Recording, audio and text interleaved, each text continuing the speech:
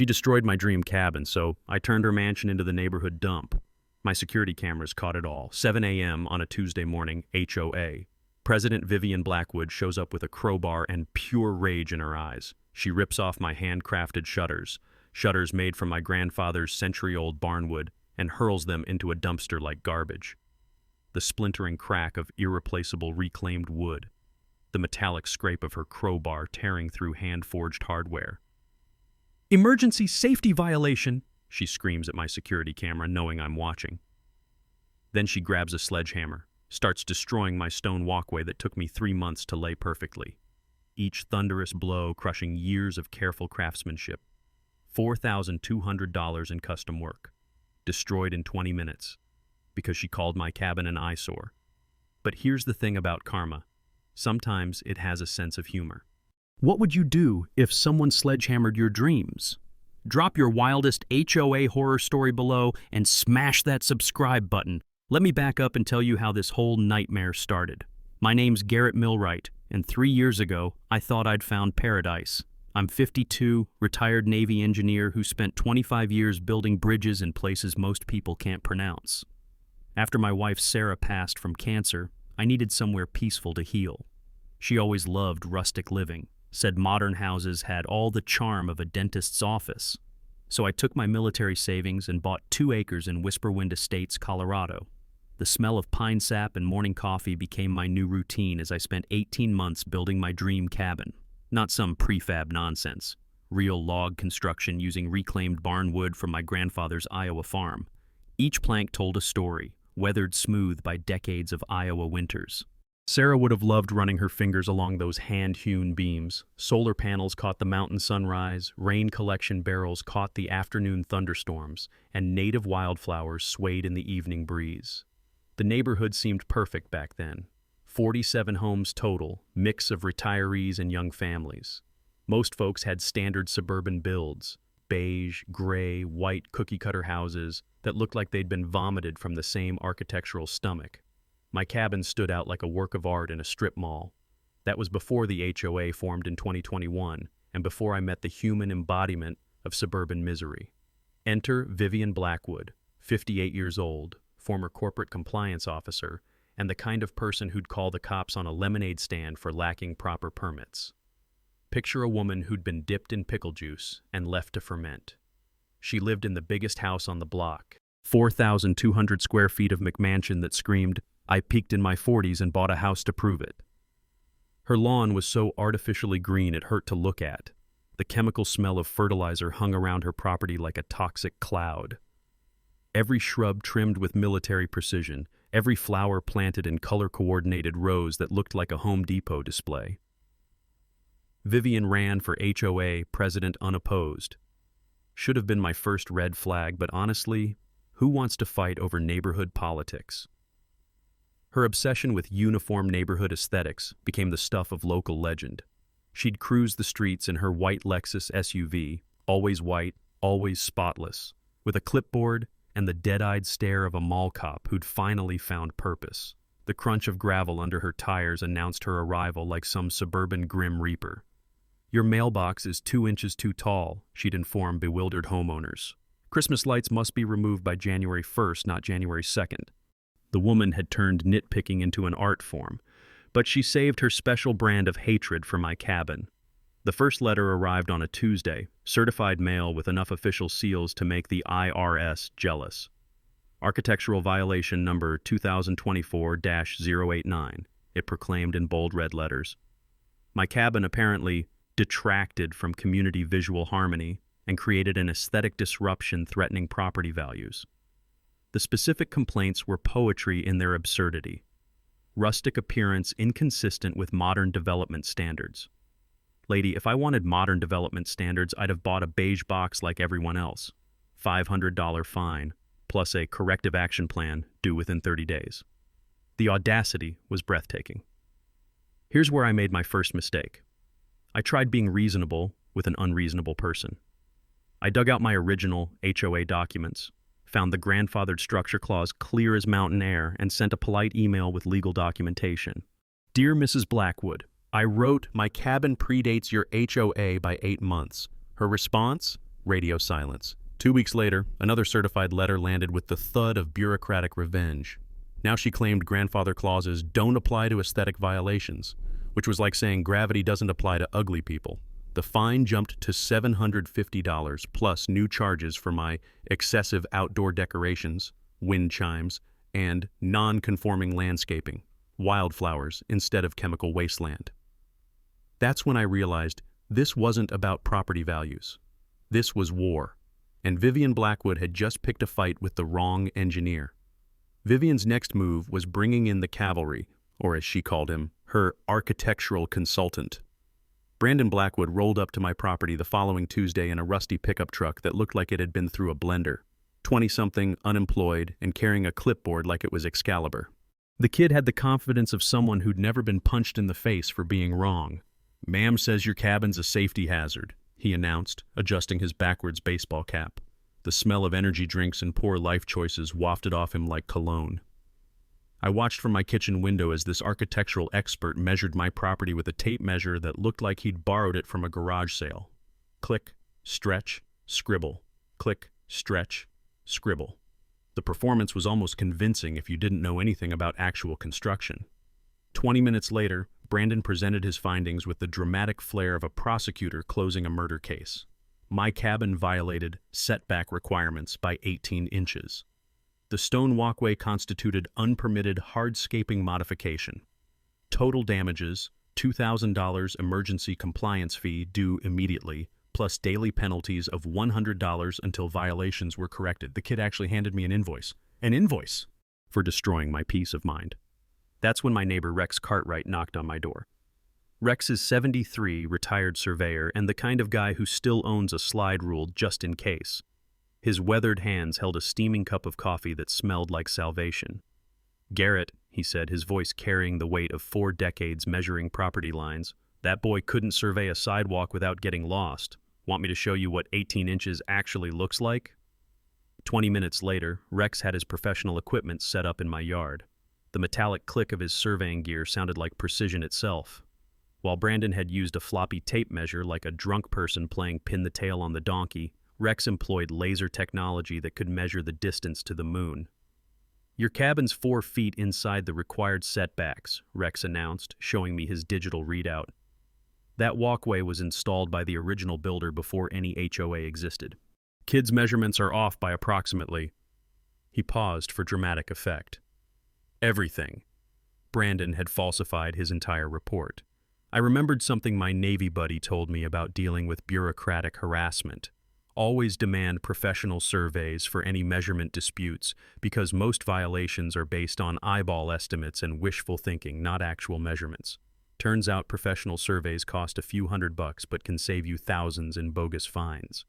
I fired off a formal complaint to the Colorado HOA Regulatory Board, including Rex's professional survey contradicting Brandon's fantasy measurements. Then I did some research on our dear HOA president. Turns out Vivien Blackwood had a history that read like a suburban horror novel. She'd been removed from her previous HOA in Denver for financial misconduct and harassment of homeowners. The woman was basically a professional neighborhood terrorist who'd found a new hunting ground.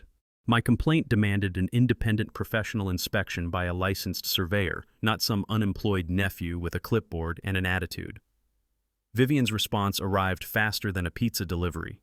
Her expensive Denver attorney sent a cease and desist letter claiming my complaint constituted harassment of elected officials and threatened a defamation lawsuit for spreading false information about Mrs. Blackwood's qualifications. The legal fee for that letter probably cost more than my monthly mortgage payment, but it told me everything I needed to know. Vivien was scared, and scared people get desperate. She scheduled a second professional inspection with a different consultant. Her brother-in-law Larry, who worked as an insurance adjuster and apparently moonlighted as an architectural expert when the family needed someone to lie on official documents. But here's the thing about small communities. Word travels faster than bad news at a church social. Within 48 hours, 8 neighbors had privately reached out to share their own Vivien horror stories. Mrs. Luna got cited for planting roses the wrong shade of red. Tom Brightwell at the hardware store received a violation for parking his work truck in his own driveway. The Patterson family got fined for having a tire swing that was aesthetically inconsistent with neighborhood standards. The pattern was crystal clear. Vivien targeted anyone who dared to express individuality. She wanted a neighborhood full of beige robots living in beige houses with beige souls. Several neighbors offered to testify about her abuse of authority. Rex started organizing what he called community documentation, basically building a paper trail of Vivien's greatest hits. The crunch of gravel announced each neighbor's arrival at Rex's garage, which had become unofficial resistance headquarters. The woman had created her own resistance movement without even realizing it. Larry, the brother-in-law, showed up the following week, armed with an even fancier clipboard and the dead-eyed stare of someone who'd sold his integrity for family dinners. The morning air carried the scent of fresh coffee from Rex's house next door, where half the neighborhood was gathered to watch the performance. "Serious structural issues," Larry announced after his 10-minute inspection. "Loose deck railings, potential fire hazard from wood construction. This property needs immediate professional intervention." Standing there listening to this insurance adjuster pretend to be a structural engineer, I realized something important. Vivien wasn't just wrong, she was desperately, spectacularly, criminally wrong, and desperate people make catastrophic mistakes. Larry's comprehensive structural assessment was a masterpiece of creative fiction. After his 10-minute inspection that wouldn't have qualified him to judge a paper airplane contest, he declared my cabin a danger to humanity itself. "Serious safety violations," he announced, scribbling on his clipboard with the frantic energy of a student cramming for finals. The scratchy sound of his pen against paper filled the morning air. "Loose deck railings that could collapse and kill someone. This wood construction is basically a ticking time bomb." The smell of his cheap cologne mixed with nervous sweat as he invented violations faster than a politician makes campaign promises. $5,000 in emergency safety remediation fees due immediately. And naturally, all work had to be performed by HOA-approved contractors, who coincidentally happened to be more of Vivien's relatives, charging triple the going rate. But here's where Vivien made her first major miscalculation. She was so focused on destroying my cabin that she forgot about her own glass house. That evening, my friend Marlene from the county clerk's office called with news that made my entire week. The excitement in her voice crackled through the phone like electricity. "Garrett, you're not going to believe what I found in the public records," she said. "Your friend Vivien's property is basically a masterclass in how to violate every building code simultaneously." Turns out Vivien's McMansion was a monument to illegal construction. 15 unpermitted additions, including a swimming pool that violated county setback requirements by 12 feet. The deck Larry had just declared my cabin needed? Vivien's own deck was built without permits and extended illegally onto county easement land. The cherry on top? She owed $18,000 in back county taxes and code violation fines. Her property was basically a Pinterest board titled "Construction Violations Greatest Hits." I spent that night reading through old Navy manuals about dealing with corrupt officials, remembering advice about fighting bureaucracy with better bureaucracy. The key is always demanding professional documentation instead of trusting family members with clipboards. The next morning, I hired Dr. Martinez, a licensed structural engineer with 40 years of experience and credentials that actually meant something. While he conducted his inspection with equipment that probably cost more than Brandon's truck, I made a few strategic phone calls. Amazing how county code enforcement becomes very interested in unpermitted swimming pools when anonymous tips include specific violation addresses and photographic evidence. I also organized what I diplomatically called a Whisper Wind Residence Information Meeting. Rex's garage was starting to smell like a combination of motor oil, coffee, and righteous indignation as 25 homeowners gathered to compare war stories. Sarah Hendricks, the HOA attorney I'd invited, had the look of someone who'd seen every dirty trick in the suburban playbook. She explained Colorado law while the garage filled with the sounds of shifting chairs and rustling papers. "Pre-existing structures have bulletproof legal protection," she said, her voice carrying the authority of someone who'd demolished HOA cases like this before. "Most violations are based on rules that exist only in someone's imagination, not your actual covenants." The horror stories that emerged could have filled a Stephen King novel. Mrs. Patterson's violation for excessive garden gnomes, nowhere in the covenants. The Williams family's citation for parking an RV in their own driveway, completely fabricated. Tom's violation for his work truck, pure fiction. Vivien had been running a creative writing workshop, except instead of novels, she was writing fake violations. But Vivien's real panic began Thursday morning when County Inspector Jake Morrison showed up at her property with a clipboard, a camera, and a very official attitude. According to Marlene's inside sources, Vivien's response was Academy Award worthy. First, she blamed the violations on the previous owner. When that didn't work, she claimed the inspection was harassment orchestrated by disgruntled neighbors. Then she tried claiming her unpermitted pool was actually a decorative water feature that didn't require permits.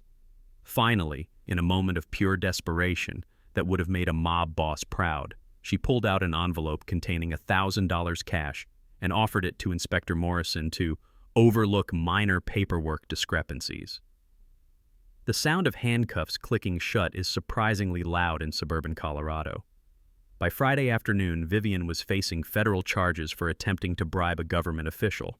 Her mugshot, complete with her HOA president badge still pinned to her blazer, became the talk of 3 counties. Dr. Martinez's report on my cabin read like a love letter to proper construction. 0 safety issues, exceeded all building codes, and built to last another century. Meanwhile, Vivien's property was condemned pending environmental assessment due to her illegal pool installation potentially contaminating groundwater. That's when I discovered something in the county records that would change everything, something that would turn Vivien's obsession with property values into the most ironic justice imaginable. Her mansion was about to become very useful to the community, just not in the way she'd ever imagined. Vivien made bail by Friday afternoon, and her first move was pure desperation disguised as revenge. Saturday morning at 7 a.m., I woke up to the sound of chainsaws and heavy machinery outside my window. Through the pine-scented mountain air came the acrid smell of diesel exhaust and the metallic screech of power tools cutting through wood. Vivien had hired what she called an emergency landscaping crew to trim trees near power lines, trees that happened to be on my property line. The crew leader, a guy named Dale with arms like tree trunks and the ethical flexibility of a used car salesman, was directing his workers to accidentally damage my solar panel connections. I watched through my security camera as they positioned their cherry picker directly over my electrical setup, bolt cutters glinting in the morning sun. The sound of metal grinding against metal filled the air as they trimmed branches that were nowhere near power lines. But Dale hadn't counted on 2 things: my military paranoia about security systems and the fact that I'd been expecting exactly this kind of sabotage. Every snip of those bolt cutters was captured in 4K high definition, complete with audio of Dale explaining how they'd make it look like storm damage to the electrical connections, the crunch of boots on gravel as they positioned their equipment, the nervous laughter when one worker asked if this was legal. I called 911 before they could finish their hack job. The responding officers arrived to find Dale's crew red-handed with bolt cutters positioned over my solar array. 2 workers were arrested for attempted vandalism and conspiracy to commit property damage. Dale tried to claim they were just following orders from their employer. When police asked who hired them, Dale produced a receipt showing payment of $800 cash from one Vivien Blackwood for emergency tree trimming services. The sound of handcuffs clicking for the second time in a week was even sweeter than the first. But while Vivien was busy orchestrating her sabotage operation, I'd been doing some research that would change everything. You know how sometimes you find exactly what you need in the most boring places? I found it in a water-damaged folder that had been under debris from her sledgehammer rampage. The folder contained the original 2019 County Environmental Impact Assessment for Whisperwind Estates. Page 47 made my coffee cup stop halfway to my lips. Our entire neighborhood was built on a former landfill. Not just any landfill. A 1987 industrial waste site that had been properly sealed according to county records. That chemical smell I'd always attributed to Vivien's lawn fertilizer? That was methane gas from decomposing waste 30 feet underground. Vivien's property sat in the lowest elevation, right where the most contaminated soil had been dumped. Her illegal swimming pool hadn't just violated setback requirements. It had potentially breached sealed containment barriers designed to keep toxic waste from leaching into groundwater. I called my friend Marlene at the county clerk's office, barely able to contain my excitement. The rustling of papers through the phone sounded like victory as she pulled environmental records. What she found was beautiful in its poetic justice. Vivien's pool installation had triggered automatic environmental monitoring requirements that she'd completely ignored. Soil contamination around her property exceeded EPA safety thresholds by 400%. Methane gas readings were climbing weekly. Her mansion was literally poisoning the neighborhood. Garrett, Marlene's voice carried the weight of someone delivering Christmas morning. The county has authority to designate contaminated properties as emergency waste collection sites. Environmental law supersedes all HOA covenants. From my Navy days, I remembered reading about communities petitioning for centralized waste collection when environmental hazards required containment. Environmental contamination plus emergency collection authority plus Vivien's perfectly positioned toxic property equaled the most ironic justice imaginable. Dr. Janet Cross from the university confirmed my suspicions Tuesday morning. Her testing equipment beeped like an angry smoke detector as contamination readings spiked around Vivien's foundation. The chemical smell grew stronger near her pool area, mixing with the morning air like industrial perfume. "This is serious contamination, Doctor," Cross announced, her voice tight with concern. "The pool installation definitely breached containment barriers. This is spreading to neighboring properties." Wednesday brought county environmental enforcement in full hazmat suits, cordoning off Vivien's mansion like a crime scene. The sight of professionals treating her property as a toxic waste site was visible from every house in the neighborhood. When Vivien returned from her second arrest to find her mansion surrounded by environmental warning signs and monitoring equipment, her scream of rage echoed across 3 counties. She showed up at my door Thursday morning, her face red enough to power Las Vegas, demanding to know what I'd done to her property. "I didn't contaminate your soil, Vivien," I replied calmly, the sound of environmental monitoring equipment beeping in the background. "You did that when you illegally installed that pool. I just reported public health hazards." The look on her face when reality hit was worth every violation notice she'd ever sent me. The real bombshell dropped when I was cleaning up debris from Vivien's sledgehammer rampage. Tucked under a pile of destroyed stone fragments, I found a water-damaged folder that would change everything. Inside were the original 2019 environmental impact documents for Whisperwind Estates, papers that should have been disclosed to every homeowner but somehow got lost in the shuffle. The musty smell of water-damaged paper mixed with the lingering scent of concrete dust as I spread the documents across my kitchen table. Page 47 made my blood run cold. Our entire neighborhood was built on a former industrial landfill. Not just household garbage, chemical solvents, heavy metals, and toxic waste from 3 manufacturing plants had been dumped here from 1978 to 1987. The proper closure and sealing mentioned in county records. A thin layer of dirt and some prayers to the environmental gods. The metallic taste of fear filled my mouth as I read contamination reports that should have triggered evacuations 35 years ago. Methane gas, benzene, lead levels that would make Flint, Michigan, jealous. And Vivien's mansion sat directly on top of the most contaminated section. My hands trembled as I called Marlene at the county office. The urgency in my voice cut through her usual cheerful greeting like a machete through butter. "Marlene, I need every environmental record for Whisperwind Estates from 1985 to present. Emergency priority." The rustling of papers through the phone sounded like salvation as she dug through archives that hadn't been touched in decades. What she found was environmental negligence so spectacular it belonged in a disaster movie. "Garrett," her voice dropped to a whisper, "this is bad. Really bad. The containment system was never properly sealed. Groundwater monitoring was canceled due to budget constraints. 3 different consultants recommended immediate remediation, but their reports were buried. Then came the kicker that made everything click into place. Vivien's illegal pool installation hadn't just violated building codes. It had punctured the failing containment membrane. Her 12-foot excavation had created a direct pipeline for 35 years of buried toxins to reach the surface. Her pristine green lawn wasn't fertilizer magic. It was chemicals that would make a hazmat team evacuate the county. Dr. Cross arrived Tuesday morning with testing equipment that looked like it belonged on a space mission. The electronic beeping of her contamination detectors filled the air like mechanical birdsong as readings spiked around Vivien's property.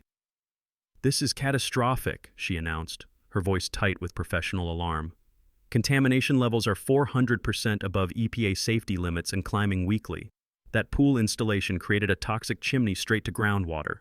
The chemical smell grew stronger as we approached Vivien's foundation. a sickly sweet odor that made my Navy-trained nose recognize immediate danger. But here's where environmental law became my secret weapon. Colorado's Environmental Protection Act gives counties sweeping emergency powers when contamination threatens public health. They can override HOA covenants, seize contaminated properties, and designate emergency waste collection sites. Properties that caused contamination through illegal modifications? Those become permanent collection facilities at the owner's expense. The irony was so perfect it felt like environmental karma with a law degree. Wednesday brought county environmental enforcement in full hazmat suits, treating Vivien's mansion like Chernobyl with better landscaping. The sight of professionals cordoning off her property with yellow tape and radiation symbols was visible from 3 counties. When Vivien returned from her latest arrest to find her home declared an environmental disaster zone, her scream could have powered wind turbines. She called that evening, her voice cracking with desperation. "What did you do to my house?" "I didn't contaminate your property, Vivien," I replied calmly, savoring the sound of environmental monitoring equipment beeping in the background. "You did that when you illegally punctured a sealed toxic waste site. I just reported the public health emergency you created." The silence on the other end spoke volumes. Her mansion was about to become the neighborhood's official dump site, and environmental law would make it bulletproof.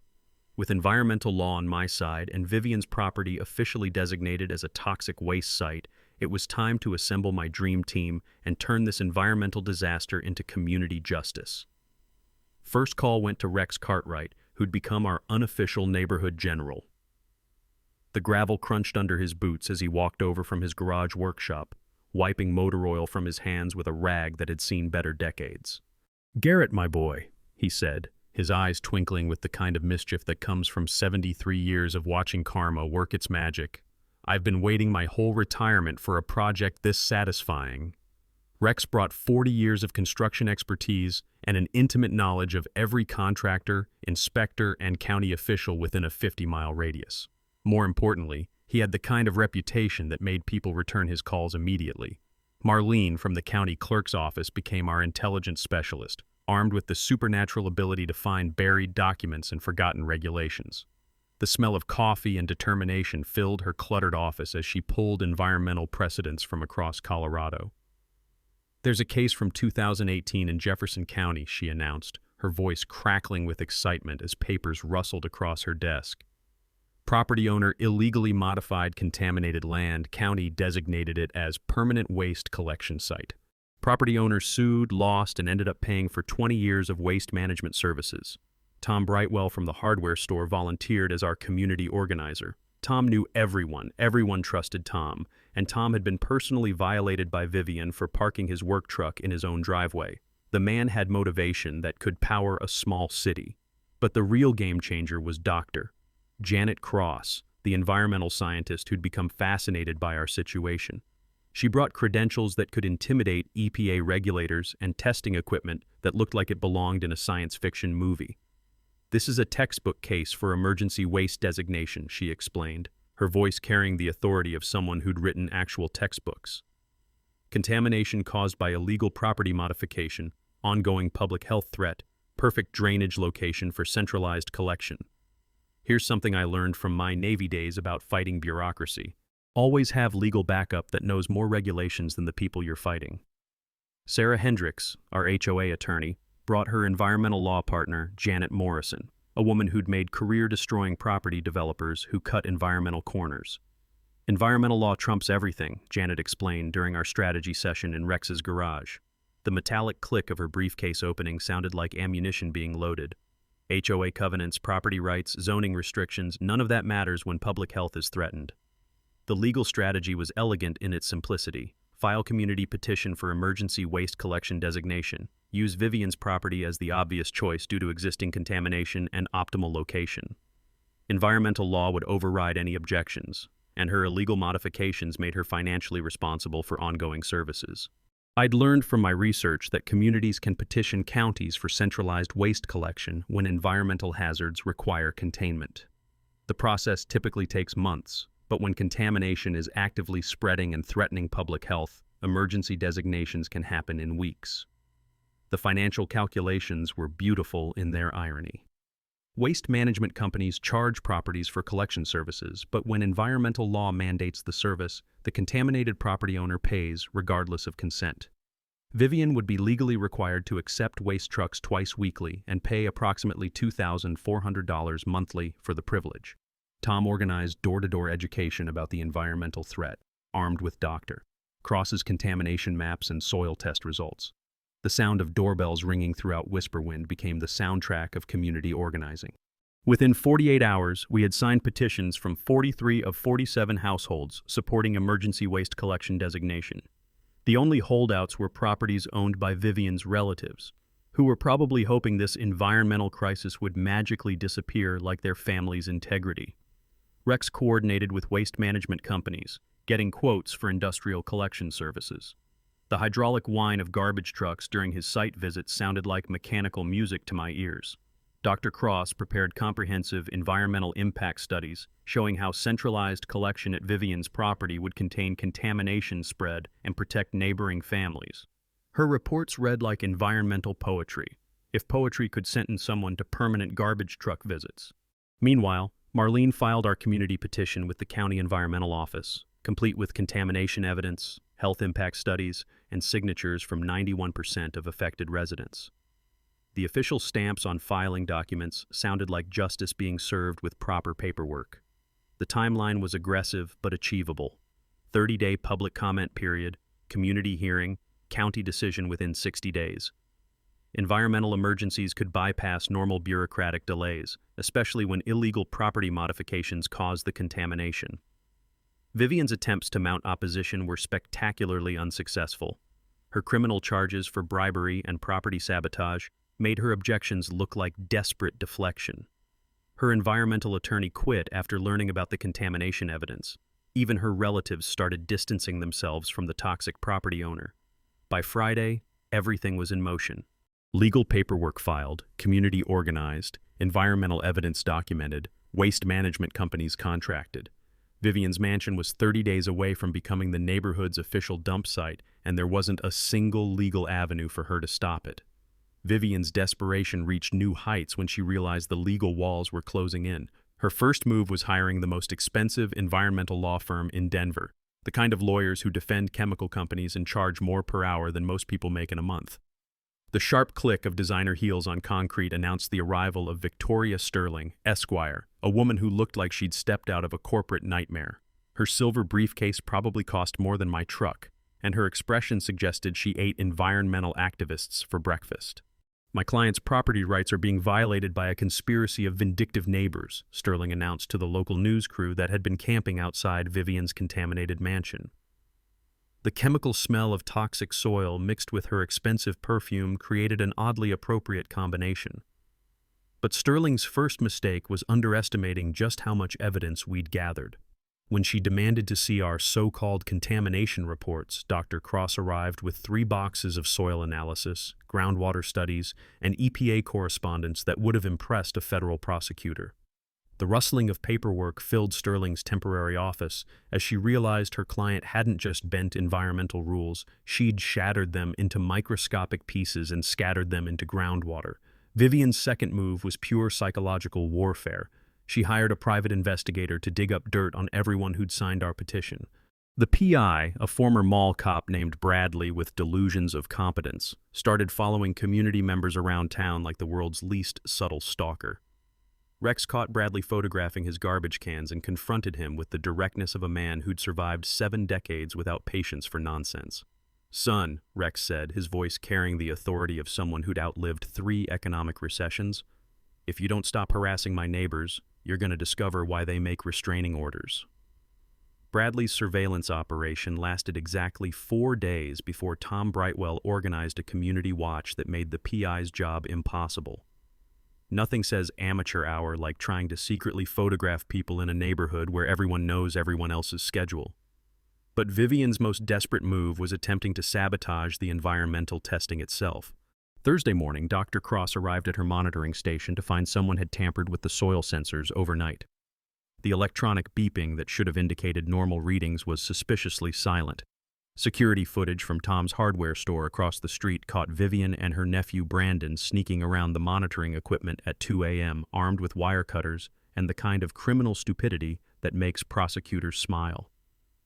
"She cut the cables to the methane detectors, Doctor," Cross announced, her voice tight with professional outrage. "Tampering with environmental monitoring equipment is a federal crime." The sound of federal marshals arriving at Vivien's door Friday morning was music to the entire neighborhood's ears. Interference with EPA monitoring equipment carried serious penalties, and Vivien's late-night sabotage had been captured in high-definition detail.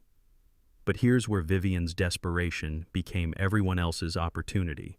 Her tampering had actually accelerated the contamination monitoring process. When federal environmental crimes investigators arrived, they brought their own equipment and discovered contamination levels even worse than Dr. Cross had initially measured. The FBI's Environmental Crime Unit doesn't mess around. Within 6 hours, they designated Vivien's property as an immediate environmental hazard requiring emergency intervention. Her mansion was surrounded by federal agents treating it like the toxic waste site it had become. Meanwhile, Sterling was hemorrhaging credibility faster than Vivien's property was hemorrhaging toxic chemicals.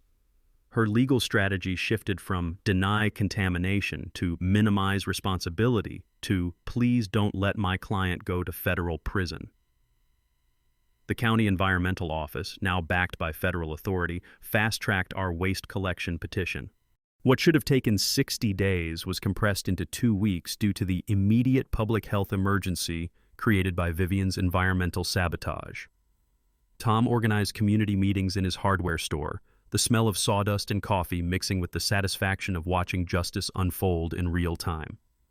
45 households now supported immediate waste collection designation, with only Vivien's 2 relative-owned properties abstaining. Rex coordinated with waste management companies who were practically salivating at the prospect of a federally mandated collection contract. The sound of diesel engines and hydraulic systems being tested echoed through the neighborhood as companies prepared for the most ironic installation in waste management history. Dr. Cross's supplemental environmental report, filed with federal backing, recommended immediate centralized waste collection to prevent further contamination spread. Her conclusion was environmental poetry. The contaminated property represents the optimal location for emergency waste containment services. By Friday evening, federal environmental officers had posted official notices on Vivien's mansion declaring it a designated emergency collection facility pending final authorization. The yellow tape and hazmat warnings transformed her McMansion into a warning label for environmental negligence. Vivien's final card was threatening to sue the entire neighborhood for conspiracy and harassment. Sterling dutifully filed papers that were immediately dismissed by a federal judge who noted that environmental crimes don't create grounds for defamation lawsuits. The legal system had officially run out of patience with Vivien Blackwood's environmental terrorism. Monday would bring the final county hearing, and Tuesday would bring the waste trucks. Vivien's final gambit was a media blitz that backfired so spectacularly it should be taught in PR disaster courses. She called every news station in Colorado, claiming to be the victim of an elaborate neighborhood conspiracy orchestrated by a vindictive veteran with government connections. Channel 7's investigative reporter, Amanda Walsh, arrived at Vivien's mansion expecting to cover a David versus Goliath story. Instead, she found a woman standing next to federal environmental warning signs claiming that soil contamination was fake news created by disgruntled neighbors. The acrid smell of methane gas mixed with Amanda's bewilderment as Vivien gestured wildly at hazmat equipment while insisting the EPA was in on the conspiracy. The sound of environmental monitoring alarms beeping in the background provided a surreal soundtrack to her increasingly unhinged interview.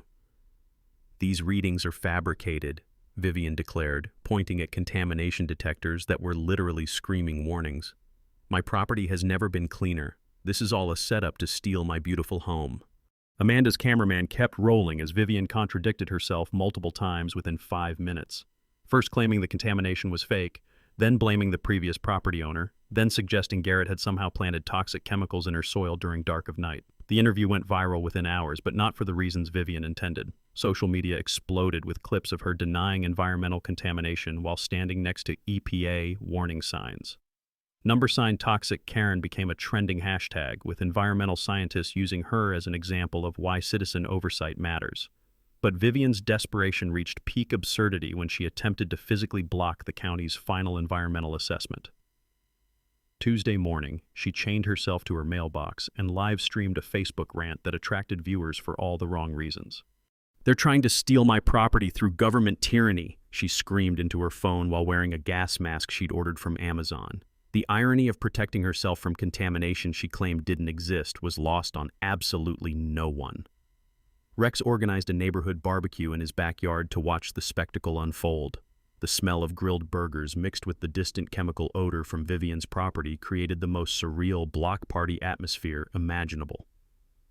"40 years I've lived in Colorado," Rex announced, flipping hamburgers with the satisfaction of a man watching justice served medium well. "And I've never seen karma work this efficiently." County environmental officers arrived with bolt cutters and zero patience for environmental terrorists chained to mailboxes. The metallic snip of chains being cut sounded like freedom itself as they removed Vivien from her own property for interfering with federal environmental remediation. Dr. Cross conducted her final contamination assessment while Vivien was processed for her fourth arrest in 2 months. The electronic beeping of testing equipment created a methodical rhythm as readings confirmed what everyone already knew. The property was an environmental disaster requiring immediate waste management intervention. "Contamination levels have actually increased since our last assessment, Doctor," Cross announced to the assembled county officials. "Delayed remediation has allowed toxic seepage to spread toward neighboring properties. Emergency waste collection is no longer optional, it's mandatory." The federal environmental officer nodded grimly, his clipboard thick with violations that would make a mob prosecutor jealous. Property owners' repeated interference with environmental monitoring has elevated this to a national priority remediation site. Meanwhile, Tom had organized the community's final show of support. 45 households had signed updated petitions demanding immediate waste collection designation. The rustling of paper as signatures were collected sounded like democracy in action. Sterling, Vivien's expensive attorney, made one last desperate attempt to delay the inevitable. She filed an emergency injunction claiming the county lacked authority to designate waste collection sites on private property. The federal judge's response was swift and brutal. Environmental protection supersedes property rights when contamination threatens public health. Petitioners' illegal modifications created this emergency. Motion denied. That afternoon brought news that sealed Vivien's fate forever. The EPA had designated her property as a Superfund candidate site due to the severity of contamination and ongoing public health threat. Federal environmental law now mandated whatever remediation the county deemed necessary. Vivien's property had officially become federal government property in everything but name. The county's final decision arrived Friday via certified mail to every household in Whisperwind Estates. The official language was bureaucratic poetry. Property located at 1247 Whisperwind Lane is hereby designated as the Whisperwind Emergency Environmental Collection Facility, effective Monday, pending federal environmental oversight. Vivien's mansion had officially become the neighborhood dump, with federal backing and legal authority that even her expensive lawyers couldn't challenge. Saturday evening, waste management trucks arrived for final site preparation. The diesel rumble of heavy equipment echoed through the mountain air as industrial collection containers were positioned where Vivien's luxury cars once parked. Rex raised a beer toast from his deck as the first dumpster was positioned directly in front of Vivien's former front door. "To environmental justice," he called out, his voice carrying across the neighborhood. "Sometimes karma comes with a garbage truck." Monday would bring the public hearing for final community approval. Tuesday would bring the first official waste collection at Vivien's former mansion. The Whisperwind Emergency Environmental Public Hearing was held Monday evening at the County Community Center, and it was standing room only. 200 people packed the auditorium. Residents, environmental activists, media crews, and county officials who'd never seen a case quite this spectacular. The smell of nervous energy mixed with fresh coffee as people filed into seats that hadn't seen this much action since the annual pie auction. Camera crews from 3 Denver stations set up equipment that hummed with electronic anticipation. Federal Environmental Officer Jake Morrison opened the proceedings with the bureaucratic equivalent of a death sentence.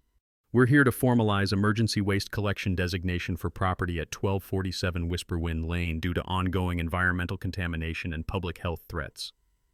That's when Vivien made her entrance. She burst through the back doors wearing an orange jumpsuit, apparently fresh from her latest arrest, flanked by a court-appointed public defender who looked like he'd rather be defending tax evasion cases. The metallic jingle of ankle monitoring equipment announced her arrival like the world's most pathetic wind chimes. "This is a kangaroo court designed to steal my property," she screamed, her voice echoing off the auditorium walls. "These people conspired to destroy my life because they're jealous of my success."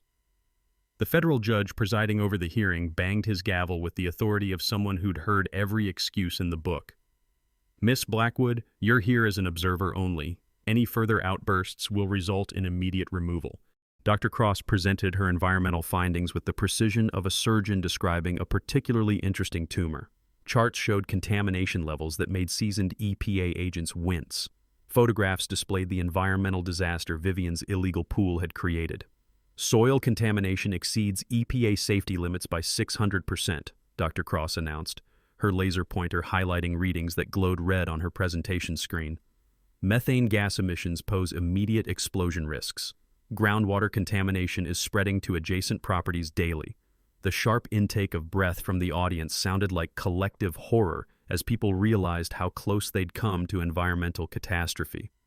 Rex took the podium representing community concerns, his weathered hands steady as he addressed officials who actually listened when he spoke. "This contamination threatens 47 families.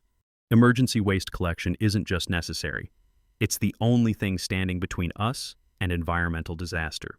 15 neighbors testified about health symptoms they'd experienced: headaches, nausea, respiratory problems that doctors couldn't explain until contamination was discovered. The cumulative testimony painted a picture of environmental assault that made federal prosecutors take notes.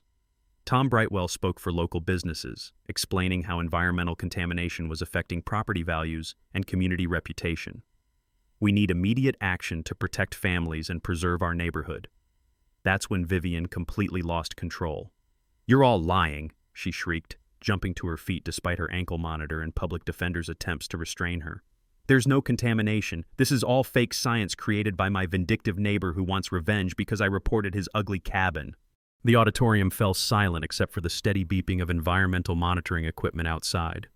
Federal Officer Morrison stood slowly, his voice carrying the weight of someone who'd prosecuted environmental criminals for 2 decades. "Miss Blackwood, your own illegal property modifications created this contamination. FBI analysis confirms tampering with monitoring equipment. EPA soil samples show toxicity levels that would require evacuation if not for emergency containment measures." Then came my moment. I walked to the podium, feeling 200 pairs of eyes focused on me. The microphone feedback echoed briefly before settling into perfect clarity.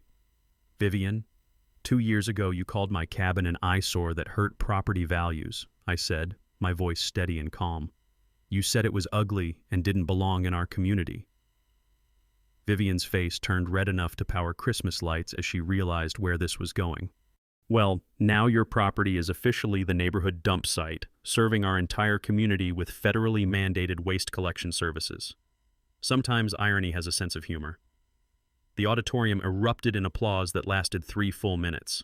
Judge Harrison banged his gavel for order, but his slight smile suggested he appreciated poetic justice as much as anyone else. Based on overwhelming environmental evidence and unanimous community support, this court designates 1247 Whisperwind Lane as the Whisperwind Emergency Environmental Collection Facility, effective immediately. The sound of his gavel striking the bench echoed like thunder. Federal environmental oversight will ensure proper waste management and ongoing contamination monitoring. Property owner is financially responsible for all collection services and environmental remediation. Vivien's scream of rage could probably be heard in Wyoming, but it was drowned out by applause from everyone else in the auditorium. As federal marshals escorted her outside for violating her restraining order, camera crews captured the perfect shot, Vivien being removed from a hearing that officially turned her mansion into a garbage dump. Tuesday morning would bring the waste trucks, and Vivien's revenge fantasy would become our community's environmental success story. Tuesday morning brought the most beautiful sound I'd heard in 2 years. The hydraulic whine of garbage trucks backing up to Vivien's former mansion. At 6 a.m. sharp, Mountain West Waste Management arrived with industrial collection containers that sparkled like environmental justice diamonds. The diesel rumble of heavy equipment echoed across Whisperwind Estates as professional waste collectors transformed Vivien's pristine driveway into the neighborhood's most useful facility. Rex organized a neighborhood coffee celebration on his deck to witness history. The smell of fresh mountain air mixed with pure satisfaction as we watched the most ironic property transformation in Colorado history unfold in real time. 43 years I've been in waste management, announced truck driver Miguel Santos, positioning a bright green dumpster precisely where Vivien's luxury SUV used to park. Never had a job this satisfying. That lady got exactly what environmental karma ordered. Industrial collection containers lined up like conquering armies: recycling, organic waste, household garbage, and hazmat disposal. Where Vivien once obsessed over aesthetic perfection, federal warning signs now declared environmental hazard and authorized personnel only in bold yellow letters. The transformation exceeded everyone's wildest dreams. Centralized waste collection reduced individual household costs by 40%. Environmental monitoring protected property values and attracted environmentally conscious buyers. Federal oversight guaranteed proper contamination containment for generations. Within 18 months, our success story attracted national attention. The EPA designated Whisperwind as a model community for citizen-led environmental protection. Property values increased 22% due to proactive environmental management and the complete elimination of HOA harassment. Rex launched Property Rights Defense Colorado, helping homeowners across the state fight abusive HOAs using our proven strategies. His first victory, stopping an HOA in Boulder from fining a veteran for installing solar panels. Tom's Hardware store became a regional hub for environmental testing supplies, generating enough profit to sponsor 3 college scholarships annually for environmental science students. Marlene won election as County Environmental Oversight Commissioner, creating the strongest HOA accountability laws in Colorado history. Her Vivien's Law requires environmental disclosure before any HOA property modifications. Dr. Cross established the Whisperwind Environmental Justice Institute, training communities nationwide to identify and fight environmental threats. Her research station attracts environmental scientists from 6 universities. I established the Sarah Millwright Environmental Protection Scholarship, awarding $5,000 annually to students fighting environmental injustice. The fund has grown to $150,000 through donations from environmental victory supporters worldwide. But the real magic happened to our community spirit. Monthly environmental festivals showcase renewable energy, sustainable living, and community gardening.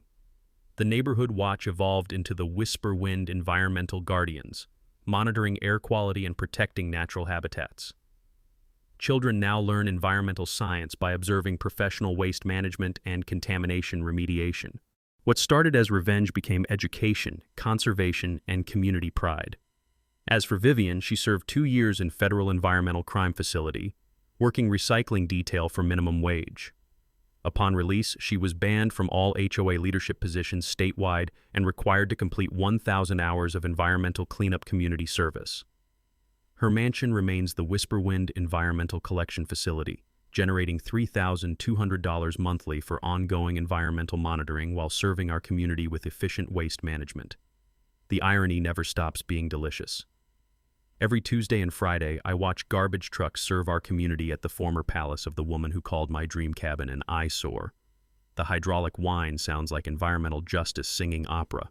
My cabin still stands exactly as Sarah and I designed it: solar panels catching sunrise, wildflowers attracting butterflies, stone walkways leading to a workshop where I craft furniture for customers nationwide. A bronze plaque by the front door reads, "Sarah's Environmental Dream, where love built something beautiful and sustainable."